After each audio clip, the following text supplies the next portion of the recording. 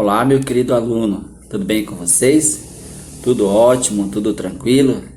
Tudo em paz? Eu espero que sim, espero que vocês estejam bem, estejam com saúde, sobretudo, e estejam motivados para essa aula. Então, eu peço que você se empenhe, se dedique nos estudos, sobretudo nessa aula, assista a videoaula até o final e, como vocês sabem, né, sempre é uma alegria, um prazer, uma honra, uma satisfação ter vocês nesse momento na nossa aula. Então, disposição, coragem, vigor e entusiasmo.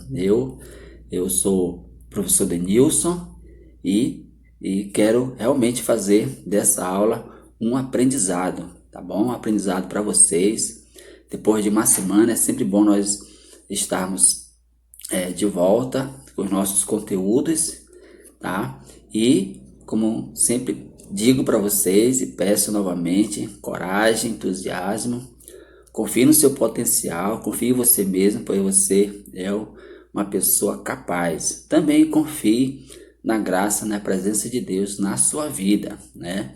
Deus é a nossa força maior, Ele nos direciona, Ele nos dá força, nos dá coragem, nos protege. Portanto, tenha fé, tenha esperança em Deus e acredite que Ele é uma presença constante na sua vida. Então, sinta a presença de Deus na sua vida, nas suas atividades, nos seus trabalhos, porque Deus, se você acreditar, se você confiar, Ele de fato vai fazer a diferença na sua vida. Então, coragem, entusiasmo, assista a aula até o final.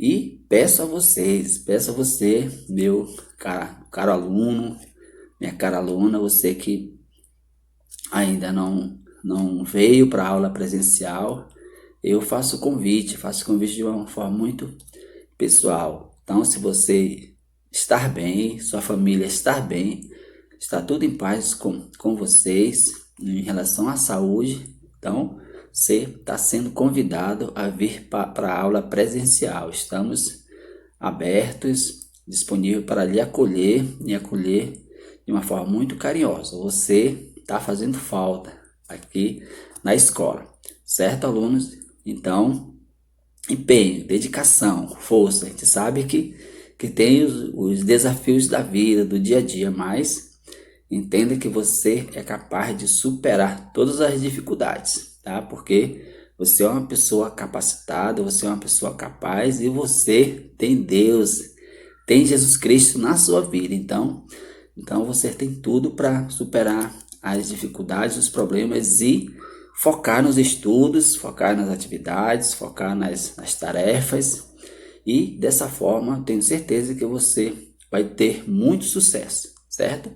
Então, como eu sempre digo, né, conta com o professor aqui, eu conto com você, com o seu empenho, e dessa forma nós vamos crescer juntos, certo? E no final, a alegria vai ser para todos, o resultado vai ser muito positivo. Então, agora acompanhe essa aula e, como eu sempre digo, né, depois você pode interagir com o professor, certo, alunos? Então, vamos à nossa aula de hoje. Assunto: opções entre liberdade de comércio ou protecionismo e formações de blocos econômicos. Alunos, acompanha esse conteúdo, página 18 a 20, ok? Mas, como vocês sempre sabem, né, antes de nós começarmos o assunto da aula de hoje, a gente sempre revisa o assunto da aula anterior, certo, alunos? Então, depois de uma semana, é bom nós revisarmos, rever, sobretudo, as principais ideias do assunto já estudado, já compreendido, tá? Dessa forma a gente entende melhor, a gente assimila melhor e não esquece, tá? É importante também a gente fazer um esforço de não esquecer a explicação e entendimento de cada assunto que nós vamos estudando, certo? Então veja aí ah, de forma muito rápida a revisão do assunto da última aula. Fluxos financeiros internacionais e a força das grandes corporações. Então, a gente vai só rever, né? A gente vai perceber aí, de fato, e também nós estamos falando de globalização, né, econômica, né? Tá dentro dessa temática. E vamos rever um pouco das características da globalização econômica, tá? Só para você relembrar novamente. Aumento das relações econômicas entre os países, né? Então, a globalização de fato tem essa característica, né? As relações entre os países aumenta cada vez mais.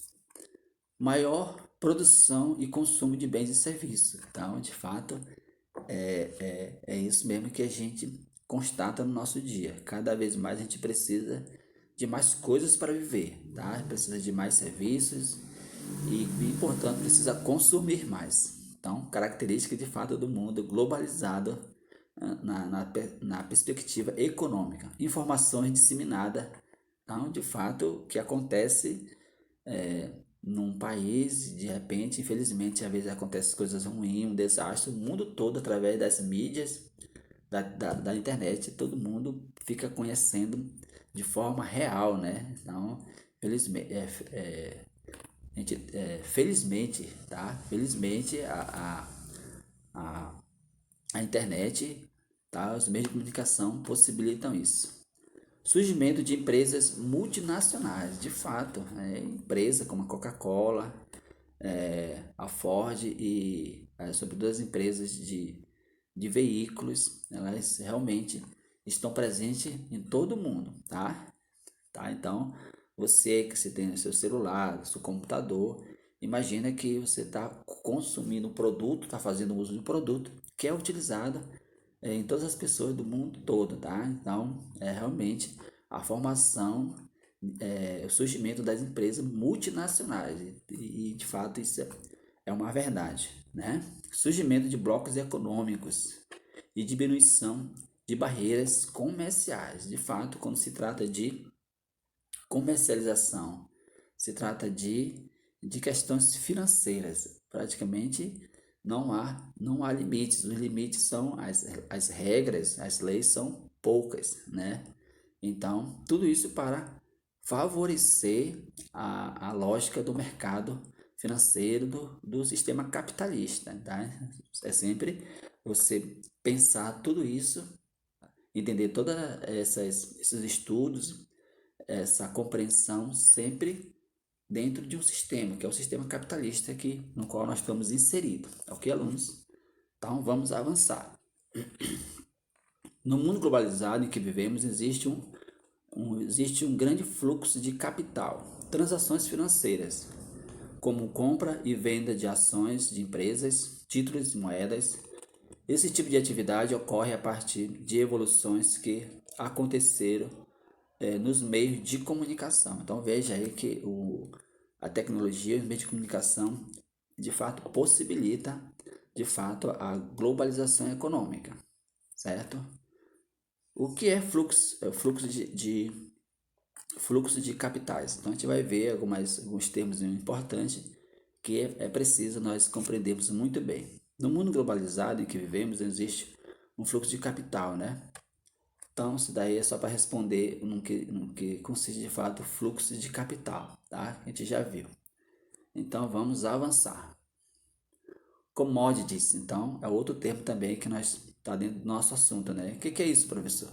Termo empregado para se referir aos produtos agrícolas e às matérias-primas como o petróleo, minério e o ferro. Tá aí. Outro termo importante também é capital de giro, recurso de uma empresa que se encontram disponíveis para aplicação, né? Então, isso daí é muito fácil. De repente você conhece alguém, só tomando como exemplo, que tem uma empresa e que essa empresa tem, digamos, 100 mil, 50 mil para fazer, gerar mais recursos, tá? Para comprar mais mercadoria, investir nos funcionários, investir na empresa, com o objetivo de gerar mais recursos. Então, o capital de giro de fato consiste nisso. Fluxos financeiros internacionais e a força das grandes corporações. A circulação dos capitais financeiros atravessa fronteiras nacionais livremente. Então, veja aí, pessoal, isso daí é um detalhe muito importante, tá? Fluxo financeiro, tá? Não tem praticamente limite, tá? Não tem limite. As grandes corporações, as grandes empresas, elas têm de fato o objetivo de ganhar dinheiro. Então, circula em todo o país livremente e as regras são poucas, tá? As regras para isso quase não existem. Mas, como a gente já refletiu, né? Essas empresas, infelizmente, não gera empregos, não gera produção de mercadoria, portanto, não é bom para o país. É bom para a empresa que tá nesse mercado financeiro, tá? Então, você que leu o conteúdo, essa ideia é muito expressa aí nesse assunto, nesse conteúdo. O que são fluxos financeiros internacionais? No mundo globalizado em que vivemos, isso a gente já viu, né? Vamos passar. O que é especulação financeira? A especulação financeira é a prática de tentar altos ganhos. Então tá aí, como eu já falei para vocês, as empresas realmente elas estão sempre muito ativas no mercado, simplesmente com o objetivo de ganhar dinheiros, tentar altos ganhos em curto espaço de tempo. Para ter sucesso especulando, você normalmente precisa ser ágil, experiente e ter um bom capital. É claro que você também precisa contar com um pouco de sorte. Então, pessoal, aquilo que a gente já refletiu, né? Essas empresas, elas contratam pessoas especialistas para lidar com questões financeiras, pessoas que já até ganhou prêmio Nobel, tá? Então, só para você perceber que essas empresas, elas estão como se estivesse num jogo e de fato é um jogo, elas fazem de tudo para ganhar, eles investem em tudo que tem somente para ter mais ganho possível, certo? A especulação financeira é uma estratégia de investimento que tem o objetivo de lucrar mais em um período curto de tempo. Para isso, o investidor assume riscos maiores do que o normal. E como eu falei para vocês, é como se fosse um jogo, e no jogo a pessoa pode ganhar e perder, certo? As grandes corporações, por sua vez, exercem enorme influência financeira e política sobre os governos e as organizações governamentais, até mesmo sobre a Organização Mundial do Comércio e as instituições financeiras globais, como o Banco Mundial e o Fundo Monetário Internacional. Estes com sede na própria capital dos estados. Pessoal, então veja aí o caráter político, né? Veja que essas empresas têm uma influência muito grande porque elas lidam com dinheiro, né? E onde tem dinheiro, infelizmente tem muita influência em todos os tipos, sobretudo a influência política, tá? Então, a influência política para realmente facilitar, vocês perceberam que essa o comércio, a concorrência, essas transações, quase não há regra, quase não há limites. Isso por quê? Porque isso tem um caráter político, tá? Não tem regras, quase não tem leis para isso, porque a política de cada país não cria regras. Então, e para quem está no poder, tá? Às vezes isso é importante, é bom para quem está no poder, não para a população. Como a gente já viu, não gera empregos e nem gera renda para o país. Aí que está o limite dessas empresas, dessas grandes corporações.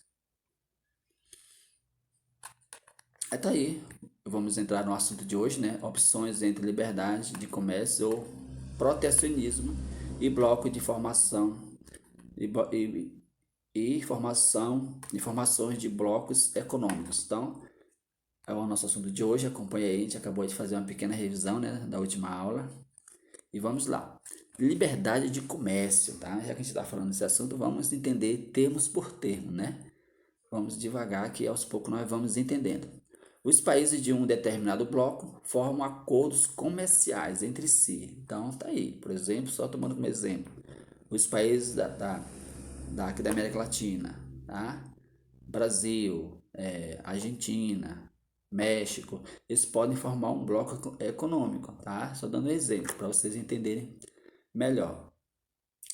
Formam acordos comerciais entre si, tá? Em relação a mercadorias e outras coisas mais. Os produtos e serviços comercializados não possuem taxas específicas e burocracias, tá? São acordos que os países fazem entre si, os blocos econômicos, tá? A burocracia comuns de comercialização entre países diferentes.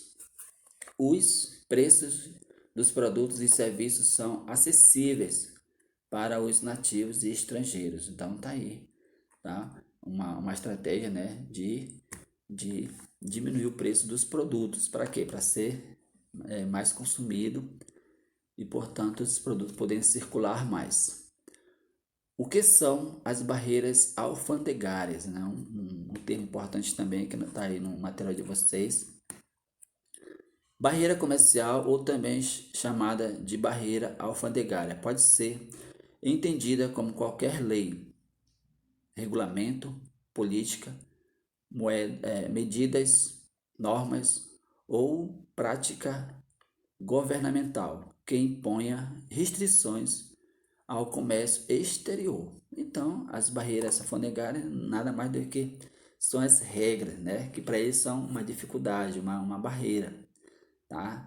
Porque precisa pagar imposto e tudo mais, e a gente sabe que para as empresas que lidam com isso é um problema, porque elas, como o lucro, como eles visam somente o lucro, tá?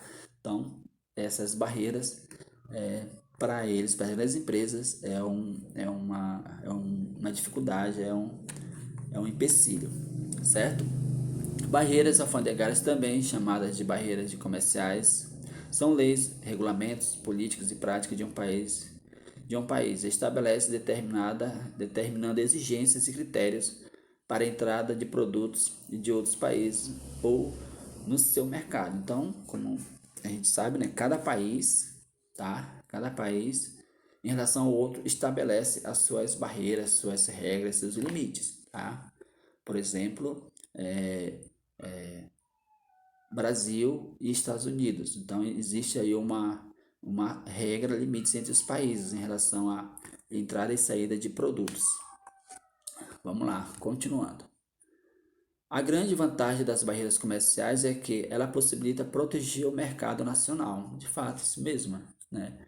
Por um lado, protege os produtos da concorrência das mercadorias importadas, por outro, protege os consumidores de produtos de baixa qualidade, que podem até mesmo ser perigosos para o consumo, né? Então, esse detalhe é muito importante. Então, a gente precisa realmente ver o que está consumindo, tá? Porque às vezes a pessoa com o objetivo só de lucrar, podem colocar no mercado produtos que possam vir ser prejudiciais à saúde humana e também dos animais e da natureza como um todo. Então, atenção para esse detalhe.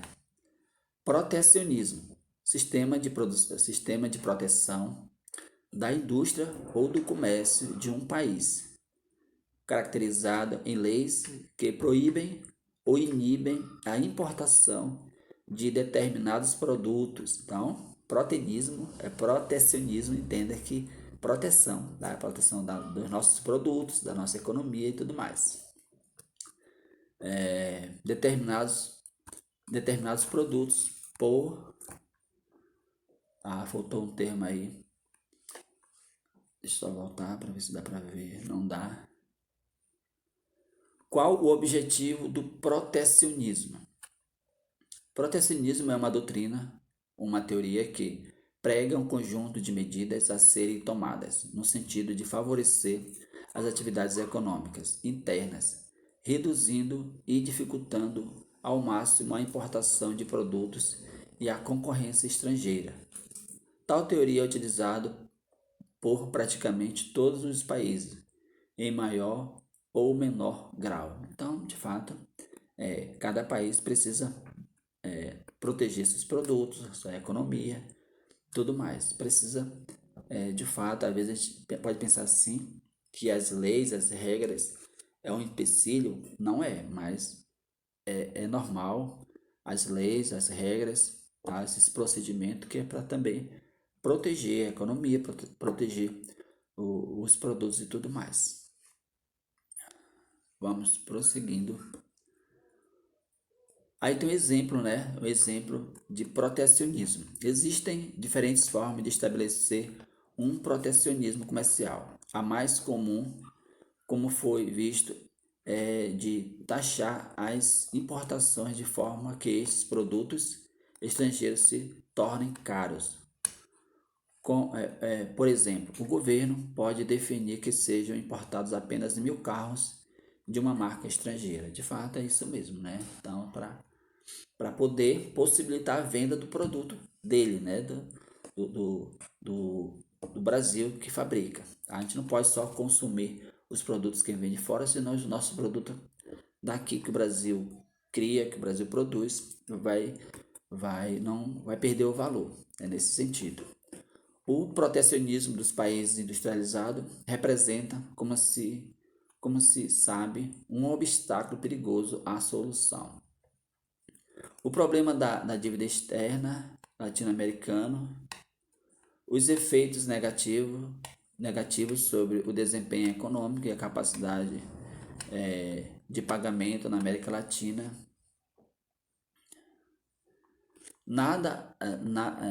Dada a importância desses mercados, as medidas de contenção das importações e de subsídios às exportações adotadas pelos países industrializados vêm prejudicando de modo significativo tanto as qualidades como os preços dos produtos exportados pelas economias latino-americanas. Na realidade, o crescimento do protecionismo constitui apenas um dos elementos de uma deteriorização global do contexto internacional em que se insere a questão do endividamento externo da América Latina. O protecionismo é uma prática quase tão antiga quanto o intercâmbio comercial entre países, o que tem variado ao longo do tempo são a natureza das restrições, o alcance e a profundidade das medidas e os produtos ou setores atingidos. Blocos econômicos é a associação de vários países a fim de formar um mercado regional comum através de facilidades tarifárias entre os membros. Estas associações podem ser de vários tipos, como a união aduaneira, quando há redução ou eliminação de impostos. Quais são os principais blocos econômicos e seus objetivos? Então, isso daí é algo importante, vamos ver. Um bloco econômico pode ser considerado como um grande grupo de países que visam aumentar as trocas comerciais regionais, expandindo seus dados econômicos, como o PIB, empregos multinacionais no país, poder de compra da população, entre outros. Então, de fato, o poder de compra é uma realidade. Então, quanto mais as pessoas, a população tem poder de compra, mais as pessoas vão consumir. Isso é muito real, né? Isso de fato isso é muito real mesmo. Então, mais dinheiro na mão do povo e mais o menor o preço dos produtos, mais a população vai comprar e, portanto, consumir e assim gerar renda, gerar riqueza. Legal, né, turma? Então, te termina por aqui esse momento, essa aula. Espero ter contribuído para a compreensão de vocês desse conteúdo. Fico por aqui, meu muito obrigado. Um grande abraço do professor Denilson e até a próxima, se Deus quiser.